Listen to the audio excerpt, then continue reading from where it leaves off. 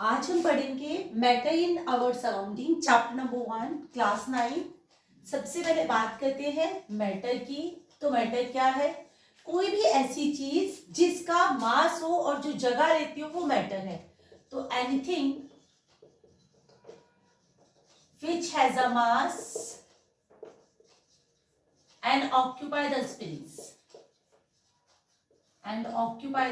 Space यानी कोई भी चीज जिसका मास हो या वेट हो या और जो जगह लेती है वही मैटर है। तो मैटर में क्या आ गया आपके पास? बुक, एयर, वाटर, सारी चीजें जगह भी लेती है और सबका मास है, तो ये सारी चीजें कहलाएंगी मैटर। अब बात करते हैं इनकी प्रॉपर्टीज की। तो मैटर की सबसे पहली प्रॉपर्टी क्या है? मैटर की सबसे पहले प्रॉपर्टी होती है कि particles are moving continuously.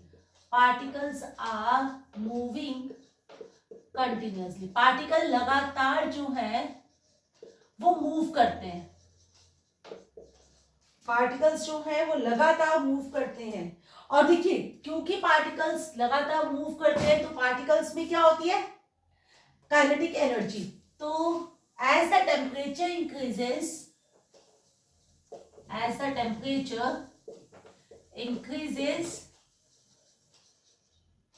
kinetic energy of particles increases। यानी जैसे जैसे आपका टेम्परेचर बढ़ेगा वैसे वैसे पार्टिकल्स की काइनेटिक एनर्जी भी बढ़ेगी। तो आप कह सकते हो कि गैसेस के अंदर पार्टिकल्स सबसे तेज मूव करते हैं और इसीलिए गैसेस की जो पार्टिकल्स में काइनेटिक एनर्जी बहुत हाई होती है। अब क्योंकि टेम्परेचर बढ़ रहा है तो काइनेटिक एनर्जी बढ़ रही है, और इसीलिए जब कुक किया जाता है तो उस वक्त टेम्परेचर इंक्रीज करता है, इसलिए काइनेटिक एनर्जी भी इंक्रीज करती है। आपको दूर से ही खाने की स्मेल आ जाती है। So we can smell a hot sizzling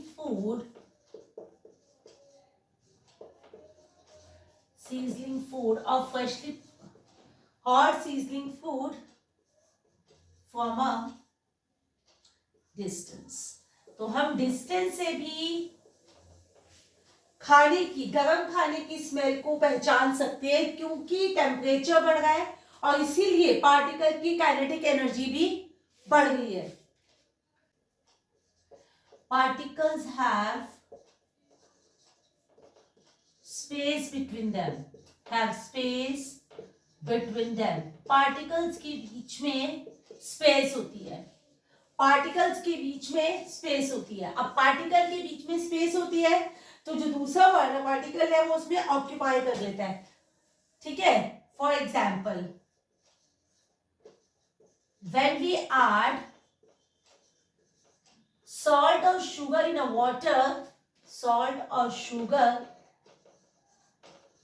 water, it can take the place between water particles। तो यहां पर क्या हुआ कि आपके पास अगर मान लीजिए पानी में नमक या चीनी आप डालोगे, पानी में नमक या चीनी डालने के बाद पानी का वॉल्यूम नहीं बढ़ेगा, तो होगा क्या? वो जो पार्टिकल के बीच में पानी के बीच में स्पेस है, उसी स्पेस के अंदर सॉल्ट या शुगर अपने आप को फिक्स कर लेंगे, ऑक्यूपाई कर लेंगे। इसका मतलब है कि पार्टिकल के अंदर स्पेस होता है, पार्टिकल के बीच में स्पेस होता है। सबसे ज्यादा स्पेस गैस में होता है और सबसे कम सॉलिड में होता है। तो गैसेस की अगर हम बात करें तो सबसे ज्यादा स्पेस है, उसके बाद लिक्विड में होता है स्पेस, और उसके बाद सॉलिड में, क्योंकि सॉलिड में सबसे कम स्पेस है और गैसेस में सबसे ज्यादा स्पेस होता है। उसके बाद है particle of matter attract each other.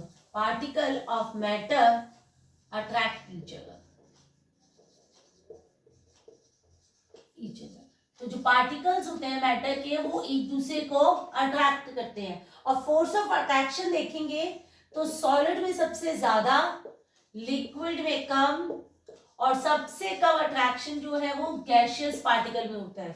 Solid में फोर्स ऑफ अट्रैक्शन सबसे ज्यादा है, लिक्विड में उससे कम है और गैसेस में सबसे कम है।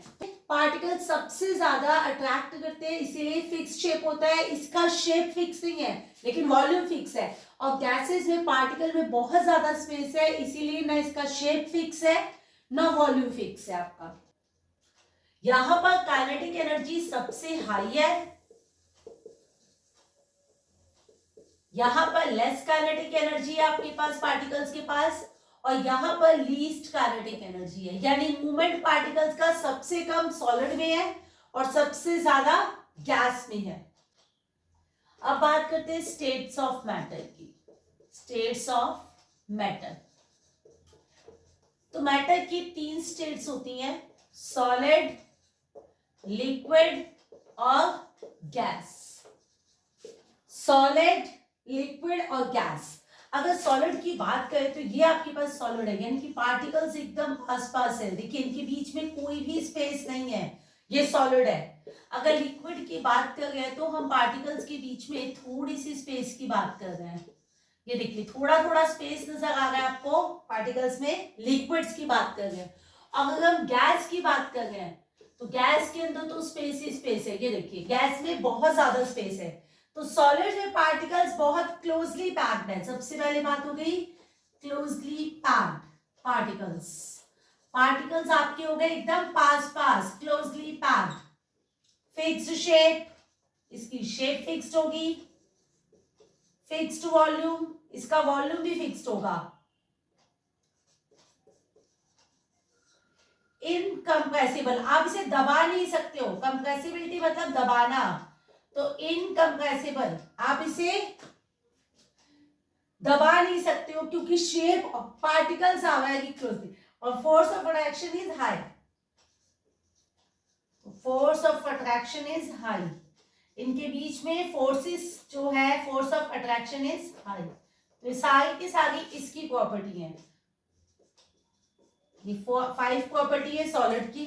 अब बात करते हैं लिक्विड की। Particles have space between them, particles have space between them, particles के बीच में थोड़ा थोड़ा स्पेस होता है, ये फर्स्ट प्रॉपर्टी।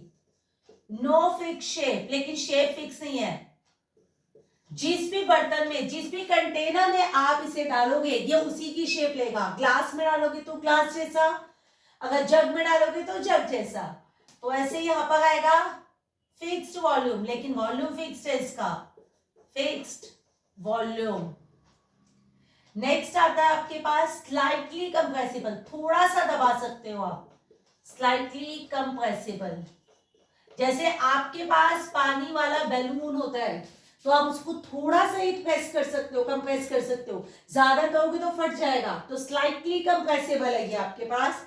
और यहां पर क्या है, force of attraction is, sorry, force of attraction is low, force of attraction is lower than solid, attraction is lower than solid, lower than solid, solid से कम होगा आपके पास।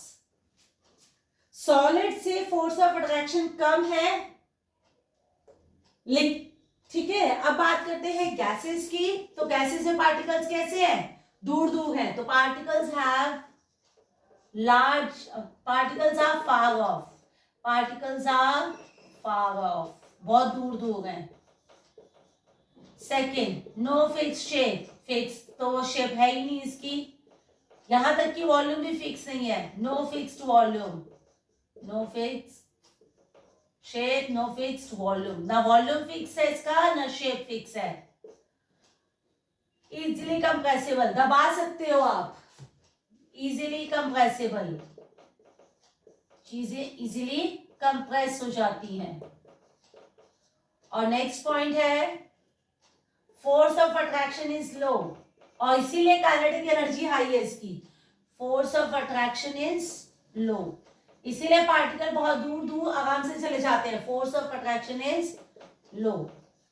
इसीलिए जो गैसेस होती है वो बहुत इजीली मूव कर जाती है क्योंकि उनके बीच में फोर्स ऑफ अट्रैक्शन बहुत कम है, और सॉलिड में फोर्स ऑफ अट्रैक्शन हाई है, इसलिए पार्टिकल्स इजीली मूव नहीं करते।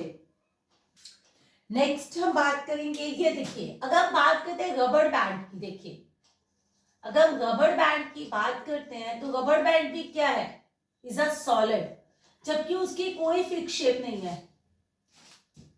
ठीक है, rubber band is solid but it can change its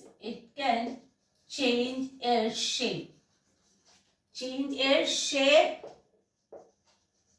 on applying force। जैसे आप उसे खींचते हो तो उसकी जो शेप है वो चेंज हो जाती है, लेकिन उसके बाद भी वो सॉलिड है। हम कहते हैं कि सॉलिड में तो फिक्स होती है शेप, और यहाँ पर शेप चेंज हो गई है, लेकिन जैसे आप उस फोर्स को हटाते हो तो वापस वो अपनी पोजीशन में आ जाता है। तो इट ऑन अप्लाई, तो हम क्या कह रहे हैं, ऑन रिमूविंग द फोर्स, जैसे आप उस पे से फोर्स हटाते हो, on removing the force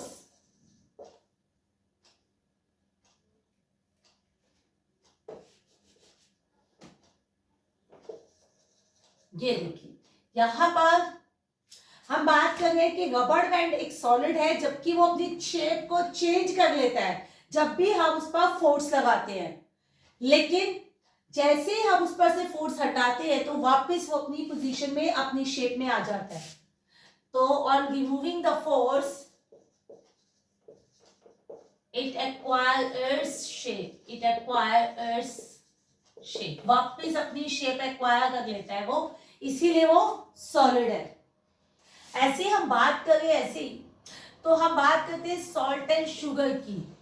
salt and sugar also take the shape of the container, also take the shape of the container,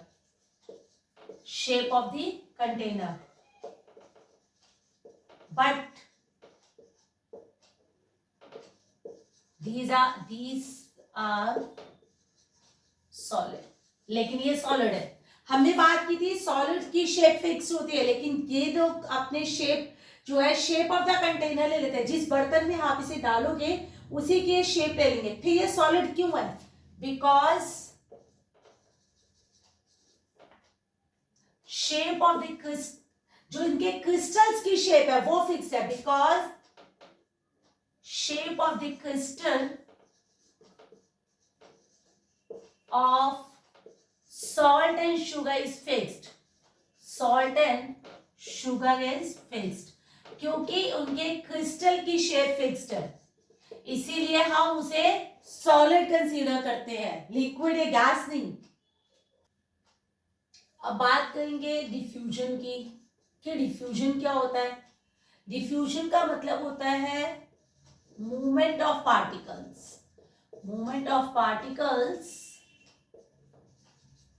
from higher concentration to lower concentration, from higher concentration to lower concentration।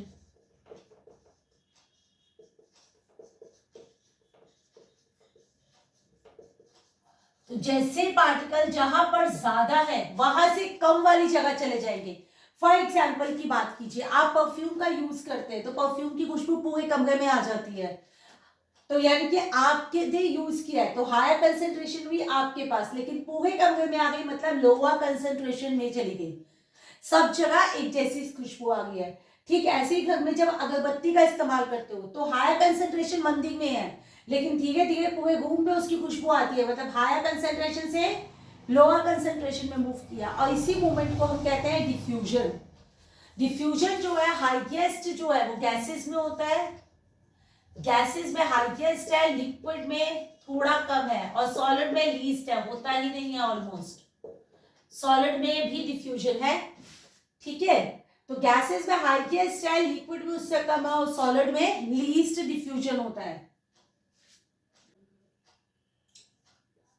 अब है interconversion of state. अब हम state of matter यानी कि solid liquid gas को inter convert कर सकते हैं। यहां पर है सॉलिड, ये हो गया लिक्विड, और ये हो गया gases, solid liquid and gases.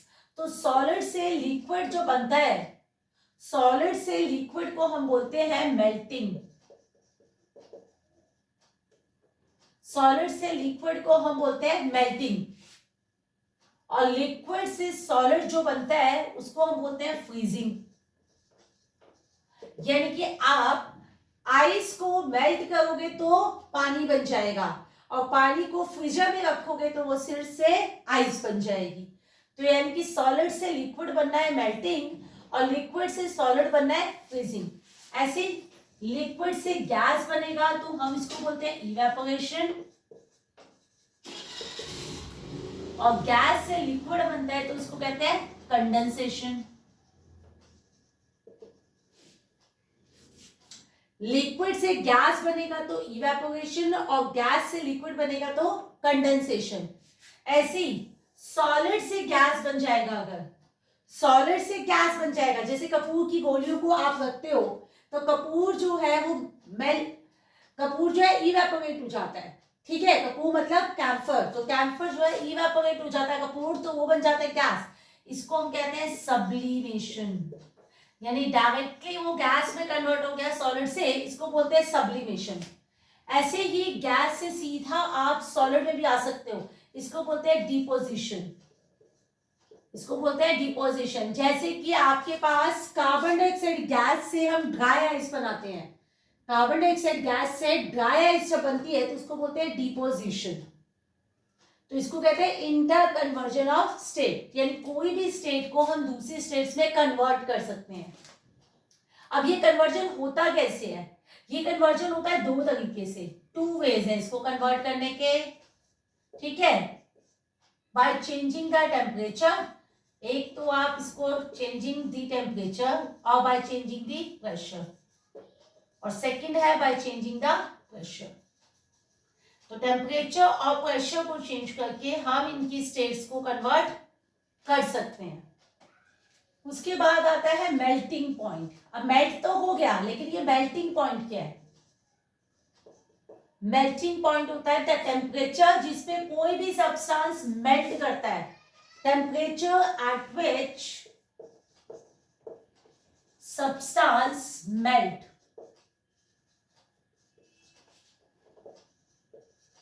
यानी वो टेम्परेचर जिसपे कोई भी सब्सटेंस यानी विच सॉलिड मेल्ट लिख सकते हैं। द टेम्परेचर, मेल्टिंग पॉइंट है temperature at which solid melt to form liquid, यानी सॉलिड जो है वो लिक्विड बना देता है, सॉलिड जो है लिक्विड बना देता है एट एटमॉस्फेरिक प्रेशर। आपके पास प्रेशर वो होगा जो एटमॉस्फेरिक है, तो atmospheric pressure, at atmospheric pressure.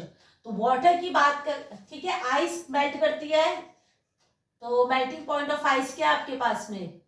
0 degree Celsius और 273 केल्विन। अब आइस का मेल्टिंग पॉइंट है 0 डिग्री सेल्सियस या 273 केल्विन, आप कुछ भी कह सकते हैं। फिर बात करते हैं बॉइलिंग की। तो ये बॉइलिंग क्या होता है? बॉइलिंग पॉइंट जिस पर कोई भी ऐसा टेम्परेचर जिस पे लिक्विड बॉयल होकर गैस बना देता है, temperature at which liquid change into vapors, ऐसा टेम्परेचर जिस पर लिक्विड चेंज होकर वेपर्स बनाता है उसको बोलते हैं boiling point. At atmospheric pressure, pressure जो है एटमॉस्फेयर वाला ही रहेगा, तो एट एटमॉस्फेरिक प्रेशर, यानी प्रेशर में आपने कोई चेंज नहीं किया। तो वाटर का जो बॉइलिंग पॉइंट है वो था 100 डिग्री सेल्सियस या 373 केल्विन। वाटर का बॉइलिंग पॉइंट है 100 डिग्री सेल्सियस या 373 केल्विन। अब है सब्लिमेशन। सब्लिमेशन क्या है? Process in which solid directly converted into gases,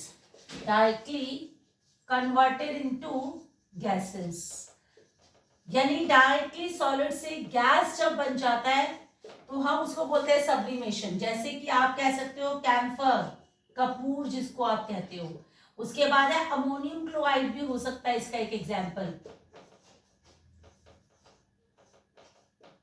ammonium chloride भी सॉलिड से गैस में कन्वर्ट हो जाता है। ये हो गया सब्लिमेशन। नेक्स्ट आता है latent heat of fusion. Latent heat of fusion,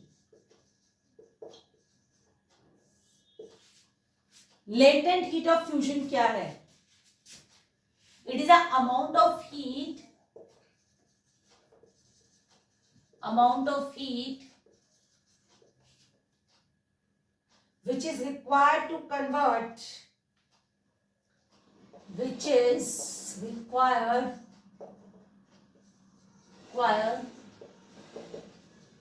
to change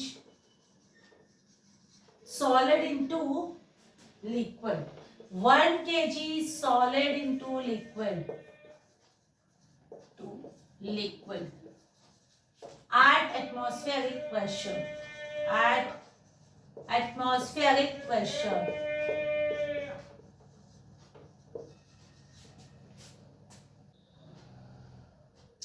latent heat of fusion का मतलब है अमाउंट ऑफ हीट जो कि 1 kg सॉलिड को लिक्विड में कन्वर्ट कर देता है।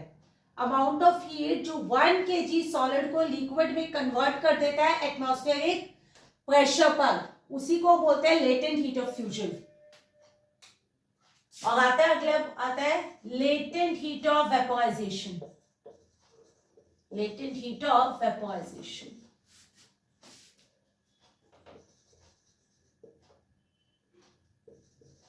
latent heat of vaporization. So it is a amount of heat, it is amount of heat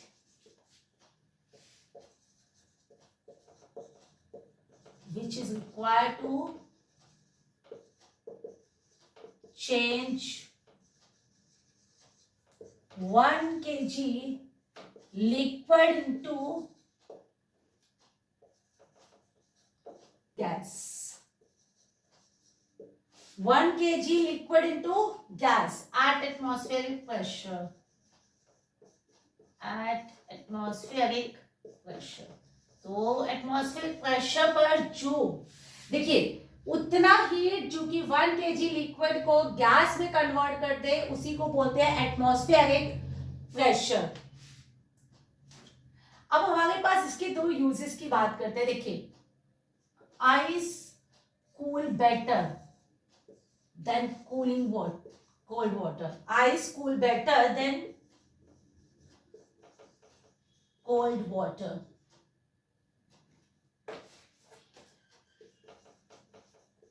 तो ठंडे पानी की जगह आइस जो है वो ज्यादा कूलिंग देती है। क्यों? क्योंकि it has high latent heat of fusion, because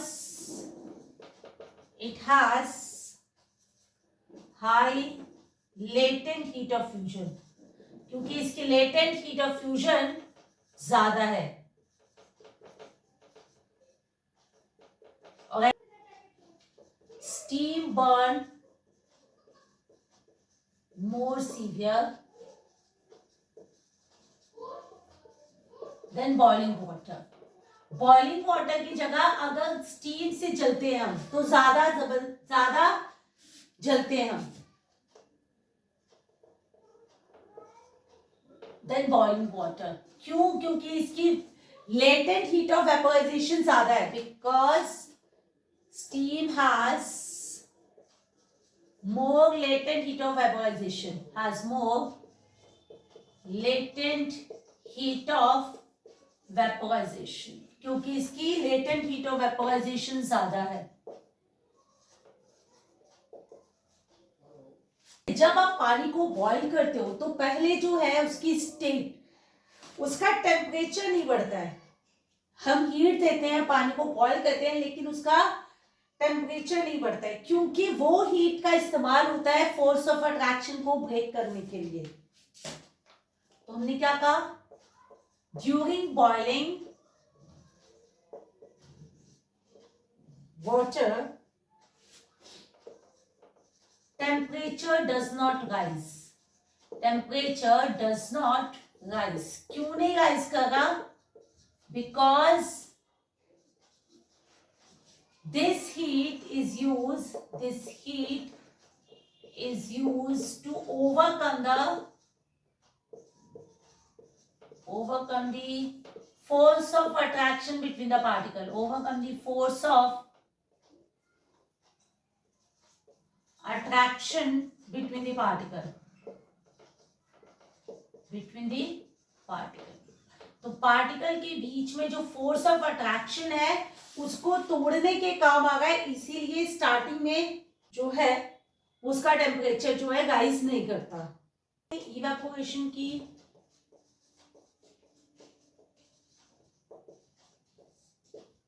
it is a surface phenomena, यानी सरफेस से इस फिनोमिना की बात करते हैं। It is a surface phenomena. Surface phenomena का मतलब क्या हुआ कि अगर उसने बॉइलिंग पॉइंट तो आया नहीं है, बॉइलिंग पॉइंट से पहले ही वो राइज करने लगेगा, ठीक है। Surface phenomena means in which liquid change into vapour, liquid जो है वो वेपर बनना लगेगा before reaching boiling point, boiling point से पहले ही रीचिंग बॉइलिंग पॉइंट, यानी बॉइलिंग पॉइंट से पहले ही लिक्विड वेपर में कन्वर्ट होने लगेगा, इसी को बोलते हो इवेपोरेशन। तो ये कहलाता है सरफेस फिनोमिना। अब देखिए, अब कौन कौन से फैक्टर जो इसको इफेक्ट करते हैं, फैक्टर इफेक्टिंग इवेपोरेशन, इवेपोरेशन को इफेक्ट करने वाले फैक्टर्स क्या क्या हैं। तो सबसे पहले हम बात करते हैं टेम्परेचर की। तो टेम्परेचर क्या कहता है, एज द टेम्परेचर राइजेस, जैसे जैसे टेम्परेचर बढ़ता है इवेपोरेशन बढ़ता है, as the temperature rises rate of evaporation rises, rate of evaporation rises, यानी कि धूप में कपड़े जल्दी सूख जाते हैं, धूप में कपड़े जल्दी सूख जाते हैं क्योंकि टेम्परेचर ज्यादा होता है, इसीलिए इवेपोरेशन भी फास्टर होता है। उसके बाद आता है surface area.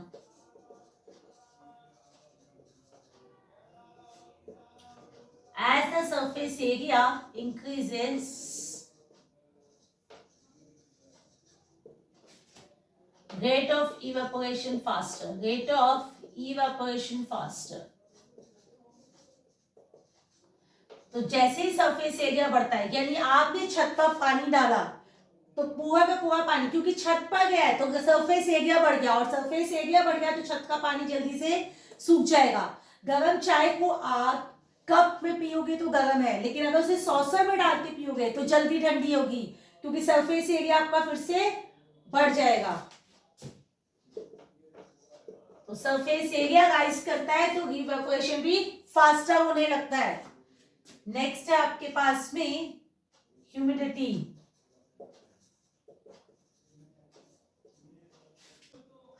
As the humidity increases,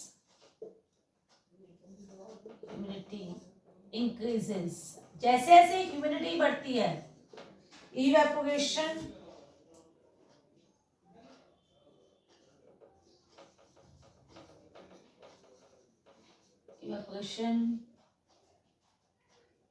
rate of evaporation is lower, rate of evaporation is lower। बारिश के टाइम पर आपके कपड़े आराम से नहीं सूखेंगे क्योंकि इवेपोरेशन जो है वो बहुत ही स्लो होगा, क्योंकि ह्यूमिडिटी बारिश के टाइम पर बहुत ज्यादा होती है। उसके बाद है wind. As the speed of wind is higher, speed of wind is higher, speed of wind is higher, is high, rate of evaporation is high, rate of evaporation is high। अगर तेज हवा चलेगी तो भी इवेपोरेशन जल्दी होगा, तेज हवा में भी कपड़े जल्दी सूखते हैं, इसका मतलब इवेपोरेशन जल्दी होगा है। Evaporation cause cooling, evaporation cause cooling. अब इवेपोरेशन जो है वो कूलिंग क्यों कॉज करता है? क्योंकि वो इवेपोरेशन के लिए उसे जो हीट चाहिए वो आसपास की सराउंडिंग से ले लेता है। तो evaporation cause cooling because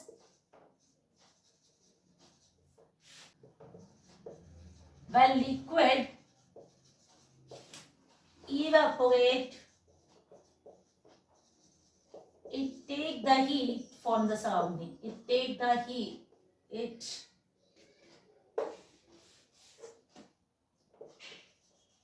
take the heat from the surrounding, from the surrounding, वो अपने सराउंडिंग से हीट ले लेता है और इसीलिए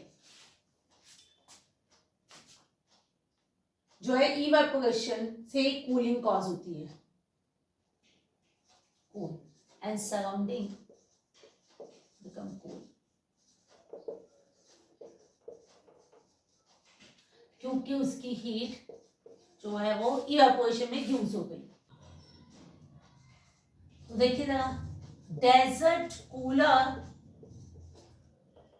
cool faster on hot dry day, faster on hot dry day, it means कि जब गर्मी ज्यादा होगी तो कूलर ज्यादा कूलिंग करेगा। रीजन क्या है कि टेम्परेचर बढ़ गया, और टेम्परेचर बढ़ गया तो इवेपोरेशन फास्टर है। तो desert cooler cool faster on hot dry day because temperature rises, temperature rises, so rate of evaporation rises, rate of evaporation rises, and evaporation cause cooling, and evaporation cause cooling, evaporation he cooling cause करेगा। तो जितना ज्यादा evaporation होगा उतनी ज्यादा cooling होगी।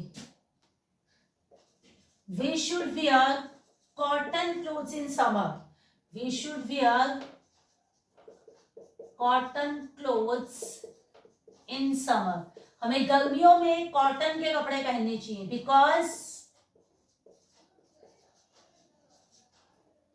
Cotton easily absorb sweat, cotton easily absorb sweat, cotton जो है वो स्वेट को इजीली एब्सॉर्ब कर लेता है। When sweat evaporate, when sweat evaporate, it cause cooling. When sweat evaporate, we feel cool. We feel cool. तो जब स्वेट इवेपोरेट होता है तो हम लोगों को कूलिंग का फील आता है। तो ये पूरा का पूरा चैप्टर कंप्लीट हो गया है, आप लोग इसे रिवाइज कर लीजिएगा।